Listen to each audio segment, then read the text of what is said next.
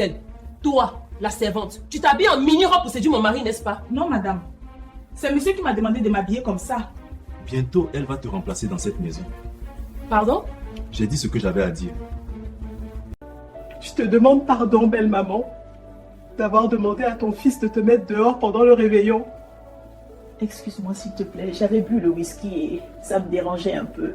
Je suis désolée. Ma fille, je t'ai pardonné depuis le premier jour. Viens dans mes bras. C'est beau à Lève-toi, Carvino. Tu pars faire à manger à ma mère qui vient d'arriver. C'est moi qui commande ici. Depuis quand tu me parles sur ce ton, hein? Depuis que j'ai commencé à payer les factures dans cette maison feignant. Les enfants. Non, laisse! On en reparlera. Feignant, Carvino, viens ici. Ma fille te demande de préparer son repas et tu oses t'imposer à cela. Pourtant, c'est elle qui paie les factures de la maison.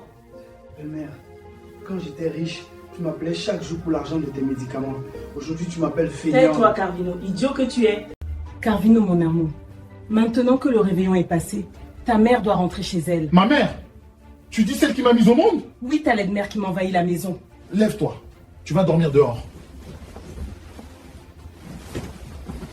Vous avez réussi votre coup en jetant mon fils Carvino hors de sa maison. Oui, ma fille a arraché tous les biens de ton idiot de fils. Maman, Non, laisse-les parler. vous n'avez aucune idée de ce que vous faites. Va loin avec ton fils. Maintenant, c'est moi le boss ici. Et je décide de tout. Idiote de belle-mère. Je t'ai déjà dit que quand ton fils n'est pas là, tu n'as pas le droit de t'asseoir sur mes canapés. S'il te plaît, je ne vais plus recommencer. Je vais m'asseoir au sol désormais. Si tu dis un mot à ton fils, tu vas me sentir. Qu'est-ce qui se passe ici? Si tu ne chasses pas ta mère d'ici, c'est moi qui dois partir. C'est comme ça que tu traites ma mère quand je suis pas là? Elle m'interdit de m'asseoir sur les canapés. Idiote, ferme ta bouche chez moi. C'est ma mère que tu traites d'idiote? Dégage de chez moi! Carvino, comme tu as refusé de chasser ton idiote de mère, je m'en vais.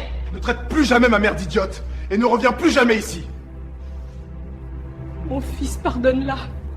Je suis une mère. J'ai pas besoin de ta pitié, sorcière. Non, Carvino, adieu, je t'abandonne avec ta mère. J'irai au village avec ma mère chercher une autre femme. Sœur villageoise, là. Va raconter ça à un autre idiot qui te prendra comme femme. Oui, je m'en vais. Feignant, restez entre vous.